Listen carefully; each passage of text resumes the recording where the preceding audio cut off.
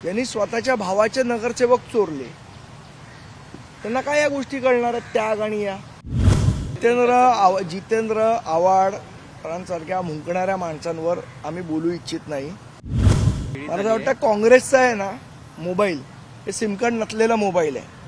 हे सगळे आउटडेटेड नेते आहेत। मुळात कोण काय बोललं जुनं, त्याला आता छगन भुजबळ स्वतः काय बोललेत काय नाही बोललेत, मला वाटतं हे सगळ्यांना सगळं माहिती आहे। मुळात विषय असा आहे, जी सन्माननीय राजसाहेबांनी भूमिका मांडली ही महाराष्ट्राच्या हिताची आणि देशाचा हित डोळ्यासमोर मांडली। ज्या लोकांना फक्त स्वतःचा स्वार्थ कळतो त्या लोकांना या गोष्टी कळणार पण नाही। त्यांनी स्वतःच्या भावाचे नगरसेवक चोरले, त्यांना काय या गोष्टी कळणार आहेत? त्याग आणि या म्हणजे ते एवढं आहे की आता ज्या आघाडीमध्ये गेले तिथे पण काँग्रेसची जागा ओरबडून खाल्ली ना त्यांनी सांगलीची। यांचं आयुष्य पूर्णपणे लोकांना ओरबाडण्यामध्ये ज्यांचं आयुष्य गेलंय त्यांनी आम्हाला काय शिकवावं?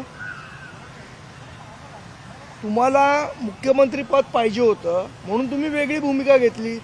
तेही मुख्यमंत्री पद तुम्ही शिवसैनिकाला देणार होता, तेही स्वतःच्या पारड्यात पाडून घेतलं। अशा लोकांनी आम्हाला काय शिकवावं? आणि जर एवढा स्वाभिमान असेल, माझं तर वेगळं म्हणणं, तुम्ही विधान परिषदेचे आमदार झालात, उद्धव ठाकरे साहेब कुणाच्या जीवावर झालात? जे आत्ता तुम्हाला आमदार सोडून गेले त्यांच्या जीवावर झालात ना। मग एवढा स्वाभिमान असेल उद्धव ठाकरेंना, त्यांनी राजीनामा द्यावा आणि लढवावी परत निवडणूक। जे संजय राऊत रोज एवढी पकपक करतात, त्या संजय राऊत राज्यसभेचे सदस्य कोणाच्या जीवावर झाले? याच आमदारांच्या जीवावर झाले ना। मग एवढा स्वाभिमान असेल तर ती सोडावी आणि आता लोकसभा लढवावी। त्यांनी आहे का तेवढी हिंमत संजय राऊतांमध्ये? त्यांच्यात हिंमत नाही, त्यांनी आम्हाला शिकवू नयेत गोष्टी। आणि एकही जागाचे बार्गेनिंग न करता आम्ही पाठिंबा देतो म्हणायला ना खूप गट्स लागतात, खूप हिंमत लागते, खूप त्यागाची भावना लागते। महाराष्ट्राचा विचार करणारा माणूसच हे करू शकतो, देशाचा विचार करणारा माणूस करू शकतो। ती उंची ना उद्धव ठाकरेंची आहे ना संजय राऊतांची आहे। कालच्या भूमिकेनंतर ठाकरे गटाने फडणवीसांचा जुना इंटरव्ह्यू शेअर केलाय। ठाकरेंचे इंटरव्ह्यू जर मला शेअर करायला लागले, जर उद्धव ठाकरेंचे इंटरव्ह्यू आम्ही शेअर केले तर ह्याच मोदींची स्तुती करणारचे इंटरव्ह्यू 100 टाकू शकतो। टाकायचे का आम्ही? स्वतः किती पलट्या मारलेल्या आहेत हे एकदा उद्धव ठाकरेंनी बघावं ना। 2019 मध्ये तुम्ही भाजपबरोबर युती करून निवडणुका लढलात, त्याच्यानंतर तुम्ही निवडून कोणाबरोबर आलात? भाजपबरोबर आलात। सत्ता कोणाबरोबर स्थापन केली? काँग्रेस बरोबर केली, राष्ट्रवादी बरोबर केली। ज्या शरद पवारांबद्दल उद्धव ठाकरे काय बोलले याचे व्हिडिओ आजही आहेत आणि ते आम्ही टाकणारच आहोत। त्यामुळे आम्हाला शहाणपण शिकवण्याच्या फंदात उद्धव ठाकरेंनी पडू नये। देशहित काय असतं, राज्यहित काय असतं हे ज्यांना कळत नाही त्यांनी आम्हाला शिकवू नये। ज्यांनी आयुष्यभर फक्त मलिदा खाण्याचं काम केलंय, कोरोनाच्या काळामध्ये घरात बसून ज्यांनी फक्त फेसबुक लाईव्ह केलं, ते आम्हाला काय शिकवणार? आम्ही तर रस्त्यावर होतो। सन्माननीय राजसाहेबांकडे लोक रोज भेटायला यायचे कोरोनाच्या काळात, आणि कोरोनाच्या काळात त्यावेळेला कृष्णकुंजवर या सगळ्या गोष्टी होत होत्या। लोकांना भेटायचं, लोकांना न्याय देण्याचं काम आम्ही केलं। यांनी काय केलं? लोकांचे किती हाल केले, ट्रेन बंद ठेवून। कोरोना काळात ट्रेन बंद ठेवली आणि बसनी प्रवास करता, बसमध्ये कोरोना होत नव्हता काय? खिचडी घोटाळा, बॉडी बॅग घोटाळा, सगळ्यांमध्ये कोरोनाच्या काळात लोकांचे तर हाल केले आणि स्वतः पैसे खाण्याचं काम केलं। हे असल्या लोकांनी आम्हाला शिकवायची गरज नाही, आम्हाला नीतिमत्ता कळते।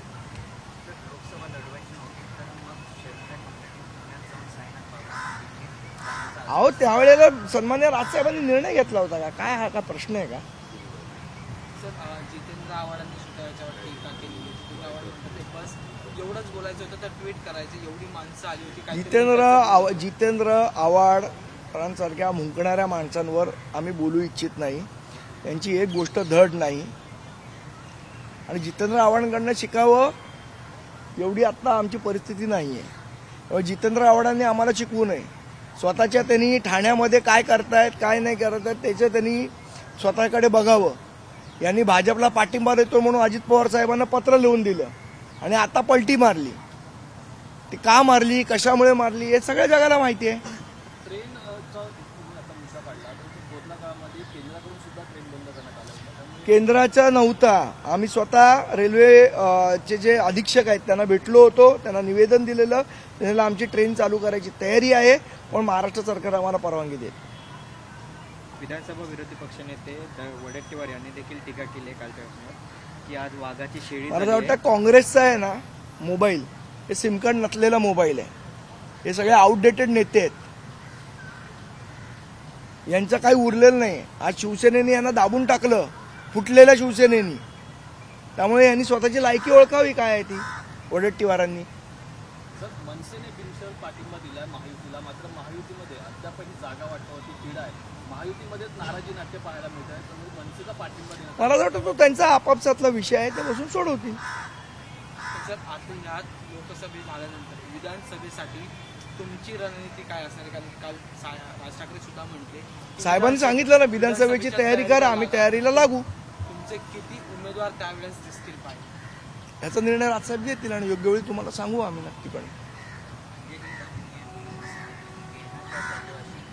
सोडून द्यावं आता, तो त्या पक्षात नाही, त्या आपमध्ये नाहीत, त्यांना कोण विचारत नाही. असं आता रोज कोण ना कोण काहीतरी बोलेल तर प्रत्येकाची थोडी उत्तर देता येणार. काहीतरी त्याला हे पाहिजे ना, वैचारिक बैठक पाहिजे. अशा लोकांच्या प्रश्नाला निश्चितपणे उत्तर देऊ. यांची कुठे बैठकच नाही, त्यांच्या प्रश्नाला काय उत्तर देणार.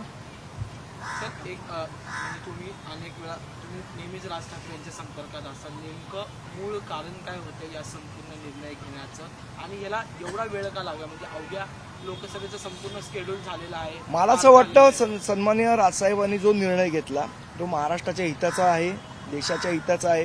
बघा असं आहे, एक जागा 2 जागा जर आम्ही खूप बार्गेनिंग केलं पत्रादी पाडून घेता आल्या असत्या, पण ते करून महाराष्ट्राचं हित साध्य होणार होतं का? महाराष्ट्राचं हित कशात आहे मला असं वाटतं. आणि या सगळ्यावर आज महाराष्ट्राची प्रगती झाली पाहिजे, देशाची प्रगती झाली पाहिजे, तरुणांना रोजगार मिळाला पाहिजे, या मुद्द्यांवर आम्ही पाठिंबा दिलाय.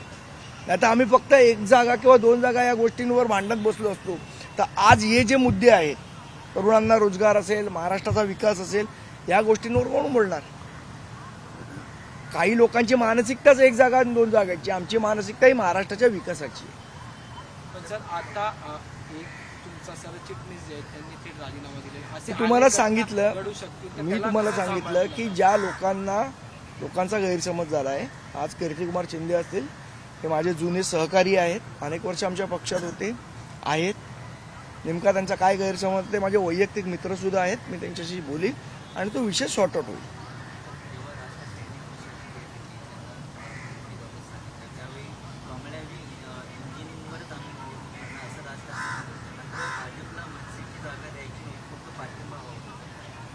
कोण म्हणाल असं?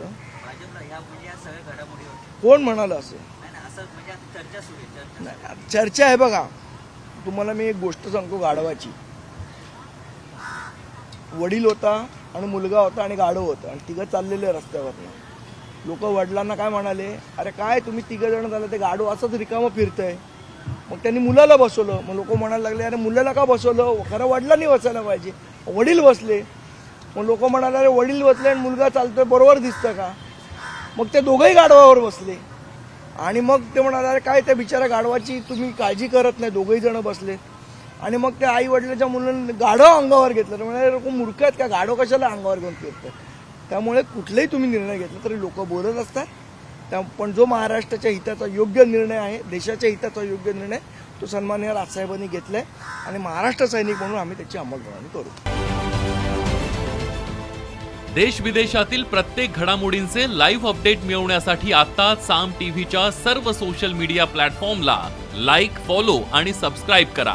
तसंच सर्व नोटिफिकेशनसाठी बेल आयकॉन प्रेस करायला विसरू नका.